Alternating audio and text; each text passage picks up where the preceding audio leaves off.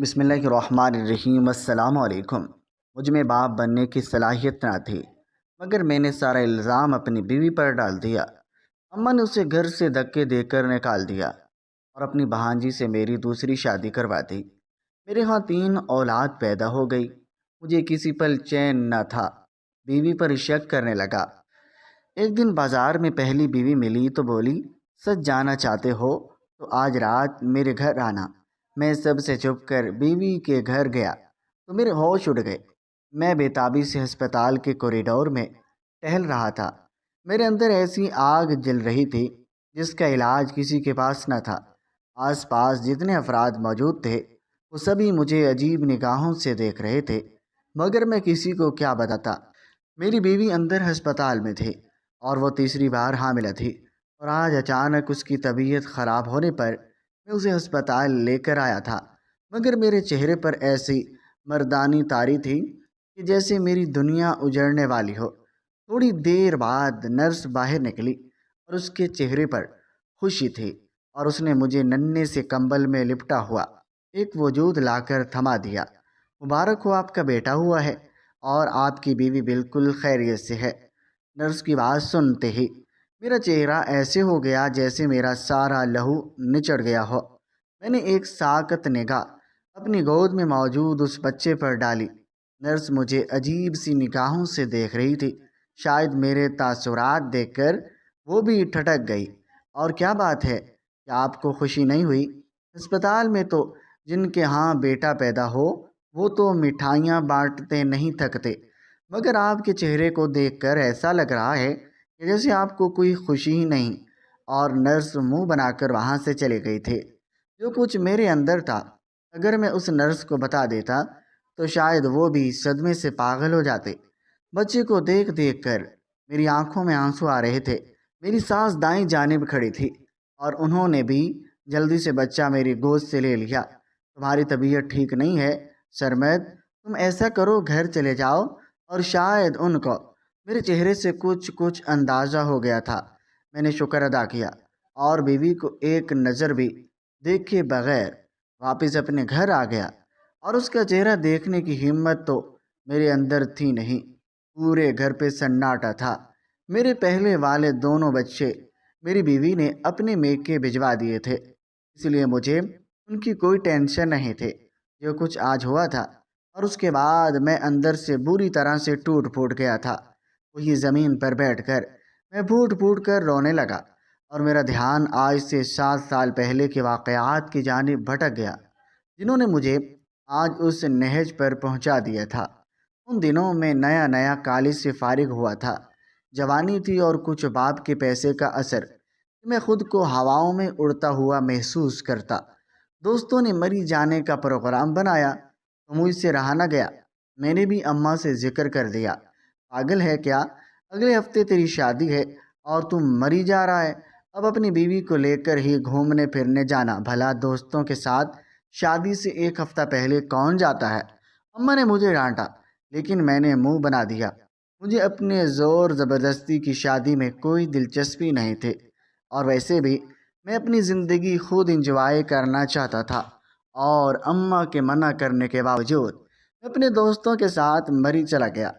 مری کی خوبصورت فضاؤں میں دن رات گھومتے پھرتے ہم نے جی بھر کے انجوائے کیا، اور جیب میں پیسہ تھا اور صحت قابل رشک تھی، اور مجھے دنیا اپنے قدموں تلے نظر آتی تھی۔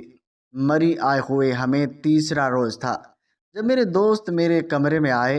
ارے یار، تو ادھر بیٹھا ہے، جلدی چل، پیچھے پہاڑیوں میں ایک جنگل ہے جو اوپر کو جاتا ہے، بڑا ہی خوبصورت جنگل ہے۔ ویسے تو ٹور گائیڈ نے اس طرف جانے کو منع کیا تھا، لیکن وہ ہم ہی کیا جو کسی کی بات مان جائیں۔ میرے دوست نے میرے ہاتھ پر ہاتھ مار کر کہکا لگایا تو میں بھی خوشی سے اچھل پڑا۔ ایسے چھپتے ہوئے راستے تلاش کرنے کا تو مجھے بھی شوق تھا۔ رات ہونے والی تھی، دوست مجھے آوازیں دے رہے تھے اور میں اپنے جوتے تلاش کر رہا تھا جنہیں آج واپس آنے کے بعد نہ جانے میں نے کہاں اتار دیا تھا۔ ارے آجا یار، دیر مت کر، میرے دوست نے آواز لگائی تو میں جھنجھلا کر میں نے ایک نسبتاً ہلکا سا جوتا پہن لیا جو میں اپنے گھر سے ساتھ صرف اسی لیے لایا تھا تاکہ ہوٹل کے کمرے کے اندر پہن سکوں۔ میرے جوتے دیکھ کر میرے دوستوں کو تعجب تو ہوا، لیکن میں نے انہیں ٹال دیا۔ ارے میں مضبوط ہوں اور ان جوتوں کے ساتھ بھی پہاڑیوں پر چڑھ جاؤں گا۔ ہم چاروں دوست کمروں سے باہر نکل آئے۔ ہوٹل کے پیچھے سمت واقعی ایک پہاڑی کے اوپر بل کھاتا ہوا جنگل تھا، اور جو اوپر مزید گھنا ہوتا گیا، اور ادھر ادھر سے نگاہ بجا کر ہم لوگ اس جنگل میں داخل ہو گئے۔ میرے دوست ہنستے باتیں کرتے ہوئے آگے چلتے جا رہے تھے۔ حقیقت تو یہ تھی کہ میرا جوتا مجھے تکلیف دے رہا تھا۔ جنگل کی زمین ناہموار تھی، کانٹے اور پتھر میرے پیروں کو زخمی کر رہے تھے، لیکن میرے دوستوں کو تو پتہ نہ چلے، اس لیے میں چہرے پر مسکراہٹ سجائے تیزی سے آگے بڑھتا جا رہا تھا۔ جنگل آگے مزید گھنا تھا، میرے پیروں میں پسینہ آنے لگا اور چپل میں پیر میں سلپ ہونے لگی۔ کیا بات ہے سرمت، تو بوڑھا ہو گیا کیا جو اتنا دھیرے دھیرے چل رہا ہے؟ میرے دوستوں نے پیچھے مڑ کر ایک زوردار نعرہ لگایا اور مجھے شرمندگی سے محسوس ہوئی۔ ارے بوڑھے ہو میرے دشمن، ابھی دیکھنا میں تم لوگوں کو اپنی اصل طاقت دکھاتا ہوں، میں نے سینہ پھیلاتے ہوئے کہا، اور جلدی سے 2 قدم چل کر ان سے آگے بڑھ گیا، یہ نہ جانے بغیر کہ وہ لوگ تو صرف ہنسی مذاق میں مجھے بے وقوف بنا رہے تھے۔ یہاں پہاڑ کی چوٹی تھی اور جس کی دوسری جانب گہری ڈھال تھی، اور میں پہاڑ کی چوٹی پر پہنچا تو اپنا توازن برقرار نہ رکھ سکا۔ چپل پہلے ہی پھسلنے کی وجہ سے پھسلن کا شکار ہو رہی تھی۔ میرا پاؤں پھسلا اور میں ڈھلان سے نیچے گرتا چلا گیا۔ میرے دوست بھی گھبرا گئے، اور وہ تو صرف مجھے ڈرانا چاہتے تھے، مگر مجھے بری طرح سے درختوں سے ٹکراتا ہوا نیچے ڈھلان میں گرتا دیکھ کر ان کے اوزان خطا ہو گئے تھے۔ وہ بھی میرے پیچھے دوڑتے ہوئے نیچے آنے لگے، لیکن میری رفتار بہت زیادہ تھی۔ اونچے اونچے پتھر اور درخت مجھ سے ٹکراتے تو میرا انجر بنجر ہل جاتا۔ ڈھلان سے میں لڑکتے اچانک ایک زوردار طریقے سے ایک بڑے سے پتھر سے جا ٹکرایا۔ میرا پورا وجود اس بڑے پتھر سے جیسے ہی لگا، مجھے اپنے وجود میں عجیب سا احساس ہوا، یوں لگا جیسے کسی پہاڑ کے نیچے میرا وجود کچلا گیا ہے، اور سب سے زیادہ درد جسم کے نچلے حصے میں اٹھ رہا تھا۔ میری لبوں سے چیخیں بلند ہوئی اور مجھے اپنی ہوش و آواز گم ہوتے ہوئے محسوس ہوئے۔ شاید رات کی تاریکی تھی یا میں بے ہوش ہو چکا تھا، کیونکہ دوسری بار جب مجھے ہوش آیا تو میں ہسپتال کے بستر پر تھا۔ میرا جسم درد سے ٹوٹ رہا تھا۔ میرے آس پاس دوستوں کے شرمندہ سے چہرے نظر آ رہے تھے۔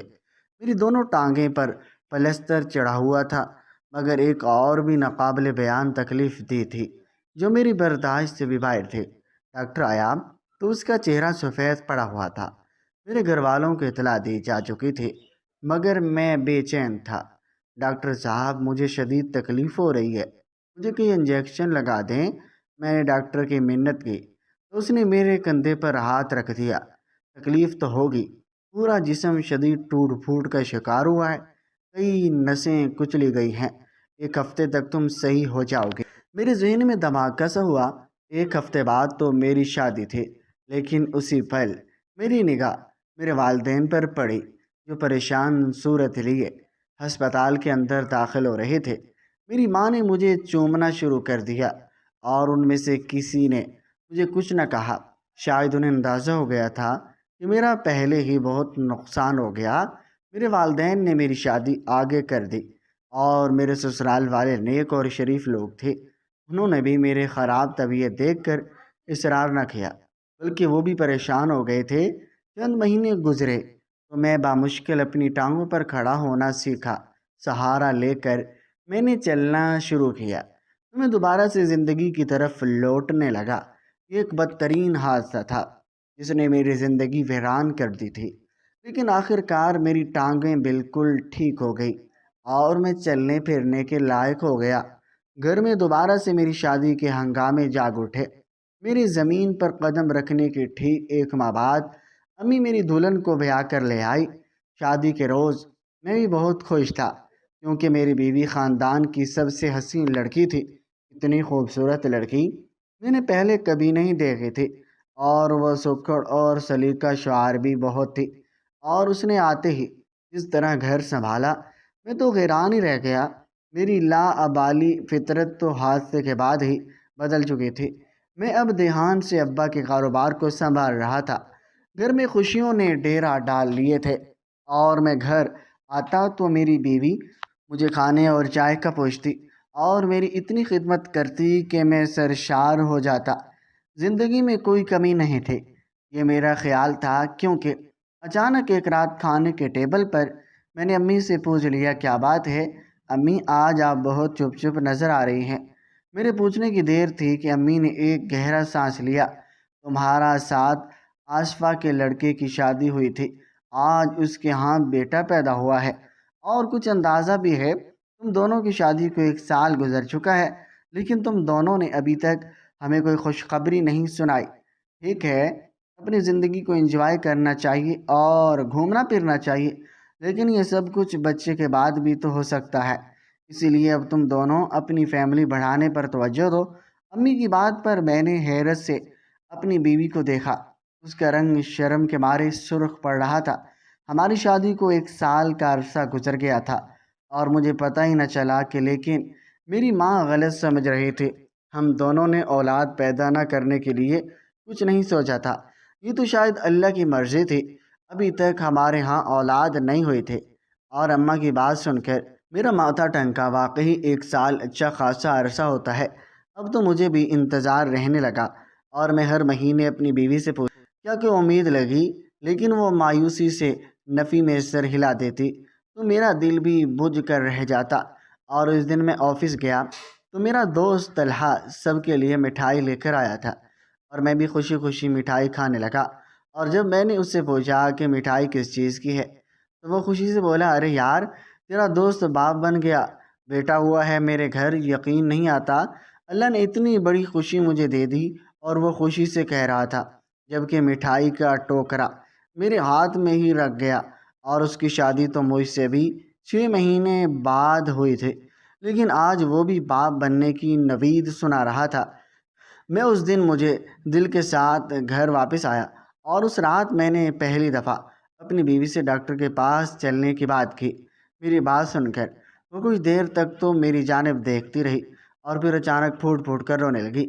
سنیے، کیا آپ کو بھی یہی لگتا ہے کہ میں بانجھ ہوں یا میں اولاد پیدا نہیں کر سکتی؟ اس نے کہا تو میں گنگ سا رہ گیا۔ ایسی سوچ میرے اندر تو نہیں آئی تھی۔ میں نے اسے تسلی دی کہ ڈاکٹر کو چیک کروا لینے میں کیا حرج۔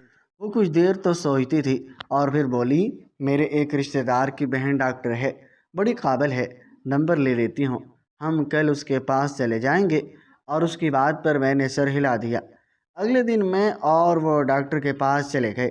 ڈاکٹر نے کچھ ضروری ٹیسٹ لکھ کر دیے، جنہیں کروا کر فی الحال میں اور میری بیوی گھر آ گئے تھے، اور ٹیسٹوں کی رپورٹ کل آنی تھی۔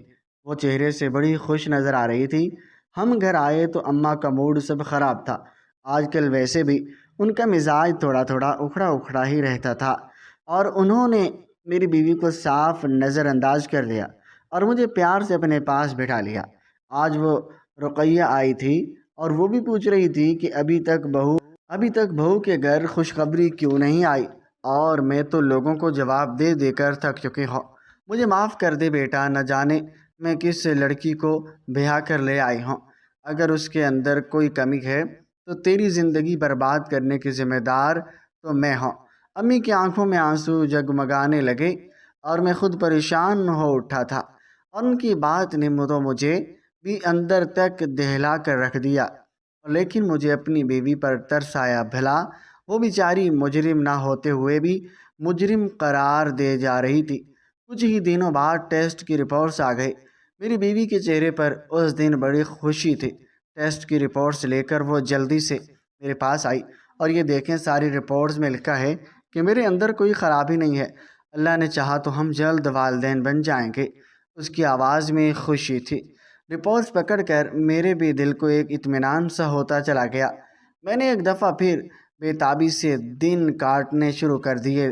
میری بیوی ایک دن چھوڑ کر ایک دن اپنے اس ڈاکٹر کے پاس لازمی چکر لگا لیا کرتے تھے۔ مجھ سے زیادہ اولاد کے لیے تو شاید وہ خود ہی بے تاب تھی۔ آفس میں اب تمام لوگ مجھ سے پوچھنے لگے تھے۔ وقت گزرتے گزرتے تقریباً 2.5 سال کا عرصہ بیت چکا تھا۔ اس روز میں کام سے گھر آیا تو میری بیوی ایک پانی سے بھری بوتل کے اندر کچھ ڈال رہے تھے۔ اور یہ کیا کر رہی ہو سیما؟ میں نے پوچھا تو وہ یوں اچھلی جیسے پتہ نہیں کوئی گناہ کرتے ہوئے پکڑی گئی ہو، اور اس کے چہرے کا رنگ ہی اجڑ گیا، اور میں حیران ہوا۔ کچھ دیر تک تو وہ مجھے دیکھتی رہی اور پھر پھوٹ پھوٹ کر رونے لگی۔ نہ جانے یہ کیسی آزمائش ہے، جب ماں اور باپ دونوں صحت مند ہیں اور ہم میں کوئی کمی نہیں ہے تو پھر ہماری اولاد کیوں نہیں ہو رہی؟ اسی لیے میں آج تعویذ والے بابے سے تعویذ لے کر آئی ہوں۔ اور وہ تو کہہ کر روتی ہوئی اندر چلی گئی، لیکن میں اپنی جگہ کھڑا رہ گیا تھا۔ بھلے کس نے کہا تھا ماں اور باپ دونوں ہی صحت مند تھے؟ میں نے آج تک اپنا چیک اپ نہ کروایا تھا، اور میں بے چینی سے چھت پر جا کر ٹہلنے لگا، ایک کے بعد ایک سگریٹ پھونکتے ہوئے۔ مجھے بار بار یہی خیال آ رہا تھا کہ ایک دفعہ مجھے اپنا بھی چیک اپ کروا لینا چاہیے۔ بیوی نے تو 2.5 سالوں میں کئی ٹیسٹ اور رپورٹس کروا لی تھی، سب کے سب کلیئر تھے۔ نہ چاہتے ہوئے بھی میں اگلے دن خاموشی سے اپنی بیوی کے اسی رشتہ دار کے پاس چلا گیا جس کی بہن کے پاس میری بیوی اپنے آپ کو دکھایا کرتی تھی۔ وہ اچھا اور شریف لڑکا تھا۔ میں نے اس سے وعدہ کیا کہ میری رپورٹس کے متعلق وہ گھر میں کچھ نہیں بتائے گا۔ وہ خود بھی ڈاکٹر تھا اور اس نے میرا بغور معائنہ کیا اور ٹیسٹ وغیرہ لکھ کر دے دیے، لیکن اس کے چہرے پر پھیلی مایوسی مجھے اشارہ دے رہی تھی۔ ٹیسٹ کی رپورٹ آئی تو ڈاکٹر نے مجھے فون کر کے بلا لیا۔ آپ کے لیے کوئی اچھی خبر نہیں ہے شرمت بھائی، ڈاکٹر نے کہا، اور میرے ہوش اڑ گئے۔ اس نے مجھ سے پوچھا کیا کچھ عرصے قبل مجھے کوئی حادثہ پیش آیا تھا؟ میرا دھیان اپنی مری والے حادثے کی طرف چلا گیا اور میں نے اسے سب سے بتا دیا، اور ڈاکٹر کے چہرے پر سمجھنے والا تاثر پھیل گیا۔ اور اس حادثے کی وجہ سے آپ کے اندر بہت کچھ ڈیمیج ہو گیا تھا اور آپ کی مردانہ خلیوں کو شدید نقصان پہنچا ہے، اور اب باپ بننے کے قابل نہیں رہے۔ ڈاکٹر کی بات نے میرے سر پر کسی پہاڑ کی طرح ٹوٹی تھی۔ میں جلدی سے اپنی رپورٹس اٹھائے واپس آ گیا، لیکن آنے سے پہلے میں نے اسے سختی سے تاکید کی تھی کہ وہ میری بیوی کو اس بارے میں کچھ نہیں بتائے گا۔ بلکہ اب تو مجھے افسوس ہو رہا تھا میں اس کے اس رشتہ دار ڈاکٹر کے پاس کیوں چلا گیا تھا۔ دن گزرتے رہے اور 6 مہینے مزید گزر گئے۔ لوگوں نے سوال کر کر کے میری زندگی اجیرن کر دی تھی۔ میری ماں دن رات میری بیوی کو اٹھتے بیٹھتے تانے دیا کرتی۔ میں نے اپنی نامردی والی بات سب سے یوں چھپائی تھی کہ کسی کو کانوں کان اس کی خبر نہ ہوئی۔ میرے سامنے میری بیوی آنسو بہاتی رہتی اور میری ماں اسے بانجھ کہتی، لیکن میں کبھی یہ سچ نہ اگلتا۔ کمی تو دراصل مجھ میں ہے۔ 3 مہینے بعد میری ماں کی برداشت جواب دے چکی تھی اور اس نے مجھے مجبور کر دیا میں اپنی بیوی کو طلاق دے کر دوسری شادی کر لوں۔ میں جانتا تھا میں دوسری شادی تو کیا تیسری بھی شادی کر لوں تو بھی میرے ہاں اولاد نہیں ہوگی، لیکن گھر میں روز اور اس کی چیخ چیخ سے میں عاجز ہو چکا تھا۔ میری بیوی بھی اب ہر وقت بجھی بجھی رہنے لگی تھی۔ تھک ہار کر میں نے اسے ایک روز طلاق دے دی۔ طلاق کے کاغذات ہاتھ میں تھامے وہ چند لمحے تک تو مجھے دیکھتی رہی اور پھر خاموشی سے گھر سے نکل گئے۔ اماں ابا بلند آواز سے شکر ادا کر رہے تھے کیونکہ بانجھ عورت سے ان کی جان چھوٹی، اور میرے دل میں پشیمان تھا اور خود کو اپنے کام کاج میں مصروف کرنے کی کوشش کرنے لگا۔ ایک دن میں کام سے واپس آیا تو مجھے گھر میں غیر معمولی چہل پہل کا احساس ہوا۔ اماں کسی مہمان کے ساتھ خوش گپوں میں مصروف تھی، اور وہ مہمان جو تھا اسے دیکھ کر میرے قدموں تلوں سے زمین نکل گئی۔ کوئی اور نہیں، میری سابقہ بیوی کی بہن تھی، اور اس کے ساتھ ایک حسین و جمیل سی لڑکی بھی بیٹھی تھی، اور مشکل 20-22 سال کی۔ مجھے حیرت ہوئی اماں کیسے ان لوگوں سے اچھے طریقے سے بات کر رہے ہیں، لیکن میں سلام کر کے خاموشی سے کمرے میں چلا گیا، اور رات کو اماں میرے کمرے میں آئی تو وہ بہت خوش تھی۔ اماں نے مجھے بتلایا کہ میری سابقہ بیوی کی بہن آج ہمارے گھر اسی لیے آئی تھی کیونکہ وہ اپنی بیٹی کا رشتہ مجھے دینا چاہتی ہے، اور ایسا کرنے کے لیے اسے کسی اور نے نہیں بلکہ میری سابقہ بیوی نے کہا ہے۔ اماں کی دولت اور جائیداد اچھی خاصی تھی۔ ہم لوگ شہر کے پوش علاقے میں رہا کرتے تھے۔ اماں کو تو لگ رہا تھا یہ سب کچھ دولت اور جائیداد کے چکر میں ہے، لیکن پھر بھی وہ بہت خوش تھی، اور انہیں بھلا کیا لینا دینا تھا، اور اس سب کے پیچھے کیا راز تھا۔ اور انہوں نے میری شادی کی تیاریاں شروع کر دی۔ جلدی وہ میری نئی بیوی رانی کو بیاہ کر لے آئی، اور اماں تو بہت خوش تھی، لیکن مجھے پتہ تھا میری شادی کا انجام بھی کیا ہوگا۔ سب گھر والے اولاد کا انتظار کریں گے، آخر کچھ عرصہ بعد وہ اس بیوی سے بھی مایوس ہو جائیں گے۔ رانی کم عمر تھی اور حسین بھی، لیکن اسے میری خامی کا ابھی تک پتہ نہیں تھا، اس لیے مجھ پر محبت لٹایا کرتی تھی۔ شادی کو 3 مہینے گزرے اور میں بجھے دل سے کام پر چلا جاتا اور سنتے ہوئے چہرے کے ساتھ واپس آ جاتا۔ لیکن اس روز کچھ عجیب سا ہوا۔ میں واپس آیا تو دروازے پر اماں نے مٹھائی کا لڈو میرے منہ میں ٹھونس دیا، اور میں حیران رہ گیا، یہ کس خوشی میں؟ اماں حد سے زیادہ خوش نظر آ رہی تھی۔ ارے اسی خوشی میں جس کا انتظار برسوں سے ہے، تو باپ بننے والا ہے، تیری بیوی امید سے ہے، اور آج اس کی طبیعت خراب ہو گئی تھی اور میں اسے ہسپتال لے گئی تو ڈاکٹر نے یہ خوشخبری سنائی۔ اماں کو یوں لگا جیسے میں خوشی سے اچھل پڑوں گا، لیکن میں تو وہیں بت بن کر کھڑا رہ گیا تھا۔ مجھے اپنی خامی کا اچھے طریقے سے پتہ تھا، پھر میری بیوی حاملہ کیسے ہو سکتی تھی؟ اور سامنے ہی رانی نظر آ رہی تھی اور اس کے چہرے پر شرمیلی سی مسکراہٹ، اور لیکن میرے وجود کو جیسے کسی نے ارے سے کاٹ لیا۔ اور اگر وہ حاملہ تھی تو اس کا صاف مطلب یہ تھا کہ اس کا کردار مشکوک تھا، اور مجھے اس سے شدید نفرت محسوس ہوئی۔ لیکن میں کس منہ سے سب کو بتاتا کہ میں تو نامرد تھا، یہ اولاد میری نہیں بلکہ کسی اور کی تھی۔ دل پر پتھر رکھ کر میں واپس اپنے کمرے میں آ گیا۔ میری ماں نے رانی کو ہتھیلی کا چھالا بنا لیا۔ 9 مہینے میرے گھر میں میری ہونے والی اولاد کی باتیں ہوتی رہی۔ میں جب بھی اس کا ذکر سنتا، مجھے یوں لگتا جیسے کسی نے مجھے کھولتے پانی میں ڈال دیا ہے۔ میں وہاں سے اٹھ جاتا، سمجھ نہیں آ رہی تھی کہ میں کیا کروں۔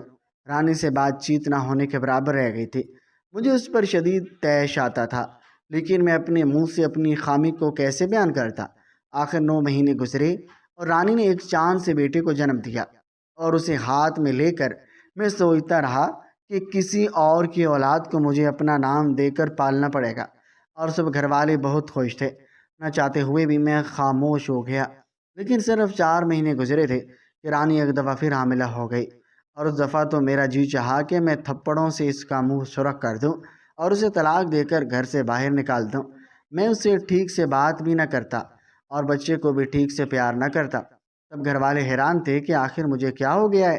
رانی بھی پریشان رہتی اور اسی پریشانی میں اس نے میری بیٹی کو جنم دے دیا، اور میں نے جیسے حالات سے سمجھوتا کر لیا تھا۔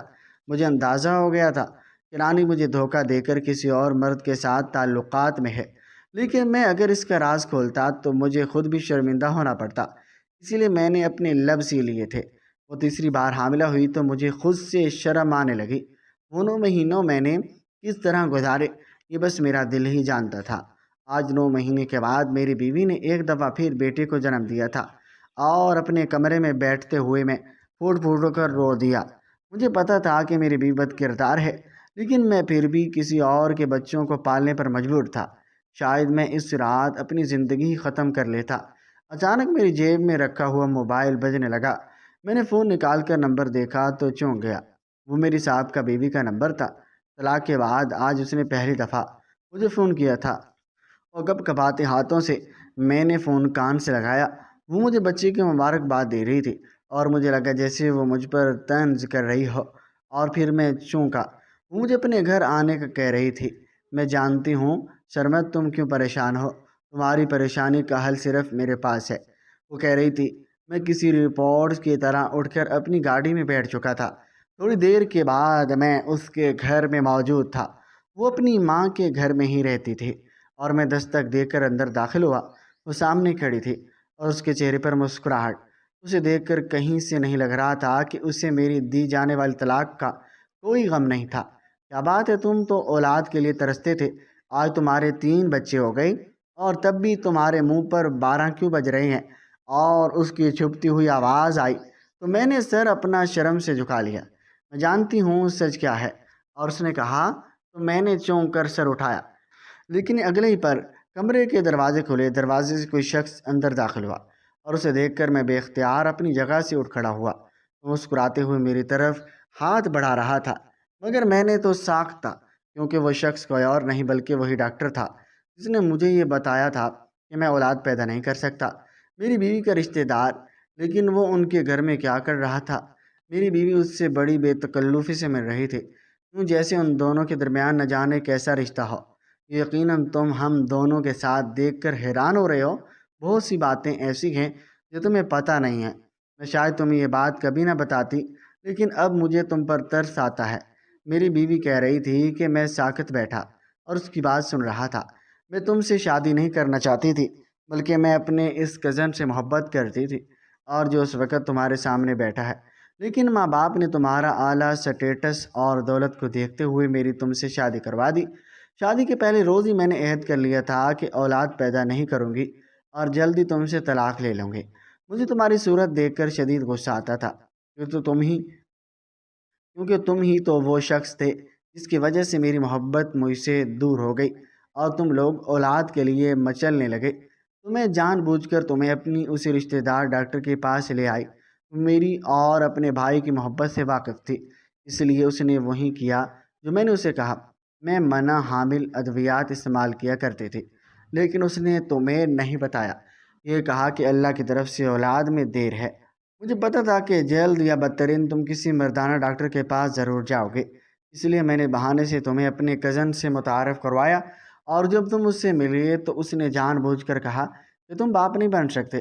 حالانکہ ایسا کچھ نہ تھا۔ تمہیں لگتا ہے کہ تمہاری موجودہ بیوی سے جو تمہارے بچے ہیں وہ تمہارے نہیں، حالانکہ یہ جھوٹ ہے، وہ بچے تمہارے ہی ہیں۔ اور تم سے طلاق لینے کے بعد مجھے تم پر ترس آیا۔ تم امیر تھے اور اچھے اخلاق والے بھی، اس لیے میں نے اپنی بہن سے کہہ کر اس کی بیٹی کا رشتہ تم سے کرا دیا۔ اب تمہاری شادی کو کئی برس گزر چکے ہیں، اور شاید تمہیں پتہ نہیں کہ میں اور میرا یہ کزن بھی آپس میں شادی کر چکے ہیں، لیکن بس ایک ہی کمی ہے، ہر طرح سے فٹ ہونے کے باوجود ہماری اولاد نہیں۔ شاید یہ سب اس لیے کیونکہ میں نے تمہیں دھوکہ دیا تھا۔ میری بیوی کی آنکھیں آنسوؤں سے نم ہونے لگی، جبکہ میں تو یوں کھڑا تھا جیسے کاٹو تو بدن میں لہو نہیں۔ وہ دونوں مجھ سے معافی مانگ رہے تھے، اور انہیں لگتا تھا کہ اگر میں انہیں معاف کر دوں گا تو ان کے ہاں اولاد ہو جائے گی، لیکن میں تو اپنے گزرے ہوئے برسوں کو یاد کر رہا تھا، جن میں سوائے دھوکے کے اور کچھ نہیں تھا۔ میری آنکھوں سے آنسو بہنے لگے تھے۔ اتنا سب کچھ کیا تھا اور میں نے اپنی اس بیوی کے لیے، لیکن آخر اس نے میرے ساتھ کیا کیا کیا۔ میں نے اپنی آنکھیں میچ لی، اور مگر اس سب کو ختم کرنا چاہتا تھا۔ نفرت اور انتقام کا یہ تسلسل اگر چلتا رہتا، نہ جانے کہاں جا پہنچتا۔ اللہ نے مجھے ایک اچھی اور نیک بیوی دی تھی، جو میرے نفرت بھرے رویے کے باوجود مجھے چھوڑ کر نہ جاتی، اور میرے 3 بچے تھے جو مجھے لگتا تھا کہ کبھی ہوں گے ہی نہیں۔ میں نے نہ چاہتے ہوئے بھی اپنی بیوی اس ڈاکٹر کو معاف کر دیا کھلے دل سے۔ جب میں واپس آیا تو میرے اوپر سے منو بوجھ ہٹ چکا تھا۔